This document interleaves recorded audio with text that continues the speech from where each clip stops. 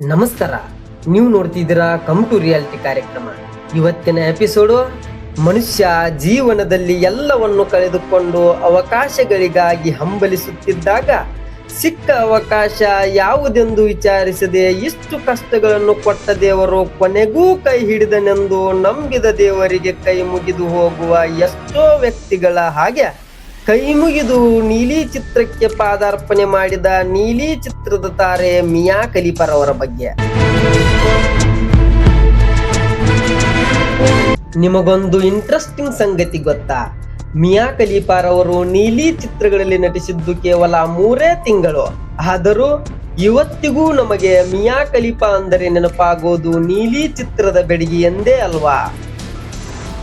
ನಿಮಗೇನಾದ್ರೂ ನೀಲಿ ಚಿತ್ರದ ಉದ್ಯಮ 1 ವರ್ಷಕ್ಕೆ ಎಷ್ಟು ಗಳಿಸುತ್ತಂತೇನಾದ್ರೂ ಗೊತ್ತಾ? ಹೌದು, ನೀಲಿ ಚಿತ್ರದ ಉದ್ಯಮ ಪ್ರತಿ ವರ್ಷ 1 ರಿಂದ 2 ಲಕ್ಷ ಕೋಟಿ ಆದಾಯ ಗಳಿಸುತ್ತಂತೆ.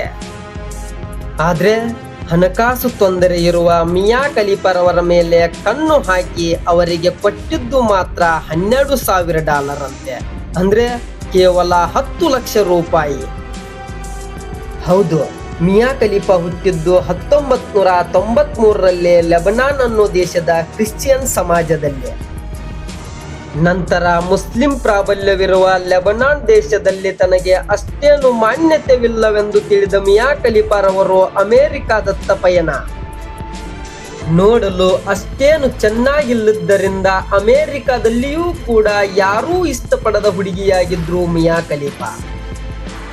ಹೀಗೆ ಯಾರಿಗೂ ಇಷ್ಟವಾಗದ ಹುಡುಗಿ ಮಿಯಾ ಖಲೀಫರವರಿಗೆ ಅವರದೇ ಕಾಲೇಜ್ ಹುಡುಗನಿಂದ ಪ್ರಪೋಸ್ ಬಂದಿದ್ದು ನೋಡಿ ಅದೇ ಸಂತೋಷದಲ್ಲಿ ಕುಣಿದು ಕುಪ್ಪಳಿಸಿದ್ರಂತೆ.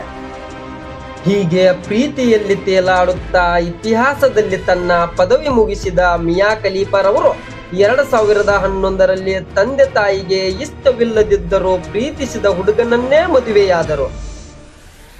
ಆದ್ರೆ ಅದೇ ಹುಡುಗ 2016ರಲ್ಲಿ ಮಿಯಾ ಖಲೀಫಾಗೆ ನೀನು ನೋಡಲು ಸುಂದರವಾಗಿಲ್ಲವೆಂದು ಮೋಸ ಮಾಡಿ ಬಿಟ್ಟು ಹೋಗ್ತಾನೆ. ತಂದೆ ತಾಯಿಯಿಂದ ದೂರ, ಗೆಳೆಯನಿಂದ ಮೋಸ ಅನುಭವಿಸಿದ ಮಿಯಾ ಖಲೀಫಾ ಸಾಕಷ್ಟು ಡಿಪ್ರೆಷನ್ಗೆ ಹೋಗಿ ನಾನು ನೋಡಲು ಸುಂದರವಾಗಿಲ್ಲದರಿಂದಾನೇ ಇಷ್ಟೆಲ್ಲ ಆಗುತ್ತದೆಂದು ಭಾವಿಸಿ ಪ್ಲಾಸ್ಟಿಕ್ ಸರ್ಜರಿಯತ್ತ ಮನಸ್ಸು ಮಾಡಿದ್ರಂತೆ. ನಂತರ ದೇಹದ ಭಾಗಗಳನ್ನು ಸರ್ಜರಿ ಮಾಡಿಸಿಕೊಂಡು ದೇಹ ಮತ್ತಷ್ಟು ಸುಂದರವಾಗಿ ಕಾಣುವಂತೆ ರೂಪಿಸಿಕೊಂಡ್ರಂತೆ. ಹೀಗೆ ಅವರ ಸರ್ಜರಿ ಮಾಡಿಸಿಕೊಂಡ ಸುಂದರವಾದ ದೇಹವನ್ನು ನೋಡಿದ ಒಬ್ಬ ಪರಿಚಿತ ವ್ಯಕ್ತಿ, ನೀನು ನೋಡಲು ಸುಂದರವಾಗಿ ಕಾಣುತ್ತಿದ್ದೀಯಾ, ನೀನು ಮಾಡೆಲಿಂಗ್ ಮಾಡಲು ಪ್ರಾರಂಭಿಸು, ನಾನು ಅದಕ್ಕೆ ಬೇಕಾದ ಸಹಾಯ ಮಾಡುತ್ತೇನಂತ ಹೇಳಿದ್ನಂತೆ. ಅದಕ್ಕೆ ಬೇರೆ ದಾರಿಯೇ ಇಲ್ಲದ ಮಿಯಾ ಖಲೀಫರವರು ಒಪ್ಪಿಕೊಂಡ್ರು. ಹೀಗೆ ಅವರು ಮಾಡೆಲಿಂಗ್ ಮಾಡುವ ನೆಪದಲ್ಲಿ ಮಿಯಾ ಖಲೀಫರವರ ದೇಹದ ಭಾಗಗಳ ಅಶ್ಲೀಲ ಫೋಟೋಗಳನ್ನೇ ಹರಿಬಿಟ್ಟಿದ್ರಂತೆ. ಅದಕ್ಕೆ ಬಂದ ಪ್ರತಿಕ್ರಿಯೆಯಿಂದ ಪ್ರೊಡಕ್ಷನ್ ಕಂಪನಿಯವರು ನೀನು ಪಾರ್ನ್ ಇಂಡಸ್ಟ್ರಿಗೆ ಬಾ, ಇದಕ್ಕಿಂತ ಹೆಚ್ಚಿನ ಸಂಭಾವನೆ ಸಿಗುತ್ತೆ ಅಂದ್ರಂತೆ. ಅವರೇ ಒಂದು ಸಂದರ್ಶನದಲ್ಲಿ ಹೇಳಿರುವ ಹಾಗೆ ಎಲ್ಲವನ್ನು ಕಳೆದುಕೊಂಡಿರುವ ಮಿಯಾ ಖಲೀಫರವರಿಗೆ ದೇಹವನ್ನು ಕಳೆದುಕೊಳ್ಳುವುದರಲ್ಲೇನೂ ವ್ಯತ್ಯಾಸವಾಗಲಿಲ್ವಂತೆ. ಹೀಗೆ ಪ್ರಾರಂಭದಲ್ಲಿ 3-4 ಅಶ್ಲೀಲ ವಿಡಿಯೋದಲ್ಲಿ ನಟಿಸಿದ ಮಿಯಾ ಖಲೀಫರವರಿಗೆ ಒಳ್ಳೆಯ ಪ್ರತಿಕ್ರಿಯೆಯಿಂದ ಹಣದ ರುಚಿಗೆ ಬೆನ್ನು ಹತ್ತಿದ ಪ್ರೊಡಕ್ಷನ್ ಕಂಪನಿಯವರಿಗೆ ಇದೊಂದು ಚಿನ್ನದ ಮೊಟ್ಟೆ ಇಡುವ ಕೋಳಿಯೇ ಆಗಿತ್ತು. ಹೀಗೆ ರುಚಿಯ ಬೆನ್ನು ಬಿದ್ದ ಪ್ರೊಡಕ್ಷನ್ ಕಂಪನಿಯವರಿಗೆ ಒಂದು ಉಪಾಯ ಹೊಳೆಯುತ್ತೆ. ಅದೇಗೋ, ಮಿಯಾ ಖಲೀಫರವರು ಮುಸ್ಲಿಂ ದೇಶದವರು, ಅವರಿಗೆ ಆ ದೇಶದ ಶೈಲಿಯಲ್ಲಿ ಬಟ್ಟೆ ಹಾಕಿ ಅಶ್ಲೀಲ ವಿಡಿಯೋದಲ್ಲಿ ನಟಿಸಿದ್ರೆ ಅದು 100% ಕಾಂಟ್ರವರ್ಸಿ ಆಗುತ್ತೆ, ಅದರಿಂದ ಇನ್ನೂ ಹೆಚ್ಚಿನದಾಗಿ ದುಡ್ಡು ಮಾಡಬಹುದೆಂದು ವಿಚಾರಿಸಿದ್ರಂತೆ. ಅದಕ್ಕೆ ದುಡ್ಡಿನ ಹಿಂದೆ ಬಿದ್ದಿದ್ದ ಮಿಯಾ ಖಲೀಫರವರು ಹಿಂದೆ ಮುಂದೆ ವಿಚಾರಿಸದೆ ಒಪ್ಪಿಕೊಂಡು ಮುಸ್ಲಿಂ ಸಂಪ್ರದಾಯದ ಹಿಜಾಬ್ ಧರಿಸಿ ಅಶ್ಲೀಲ ಚಿತ್ರದಲ್ಲಿ ನಟಿಸಿದ್ದರು. ಇದನ್ನು ನೋಡಿದ ಪ್ರಪಂಚದ ಎಲ್ಲ ಮುಸ್ಲಿಂ ದೇಶದವರು ವಿರೋಧ ಮಾಡಲು ಪ್ರಾರಂಭಿಸಿದ್ರು. ಮಿಯಾ ಖಲೀಫಾ ಎಲ್ಲೇ ಕಂಡ್ರು ಕೊಂದು ಹಾಕಿ ಅನ್ನೋ ಬೆದರಿಕೆ ಕರೆಯನ್ನು ಕೂಡ ಹೊರಡಿಸಿದ್ರು.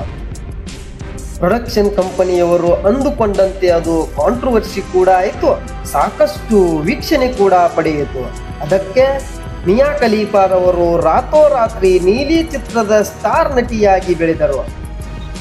ವಿಷಯ ತಿಳಿದ ತಂದೆ ತಾಯಿ ಕೂಡ ಅವಳು ನಮ್ಮ ಮಗಳಲ್ಲ ಅಂತ ಬಹಿರಂಗವಾಗಿಯೇ ಘೋಷಣೆ ಮಾಡಿದ್ರು. ಯಾವ ತಂದೆ ತಾಯಿ ತಾನೇ ಕ್ಷಮಿಸ್ತಾರ್ರಿ ಈ ರೀತಿ ಸಂಸ್ಕೃತಿನ?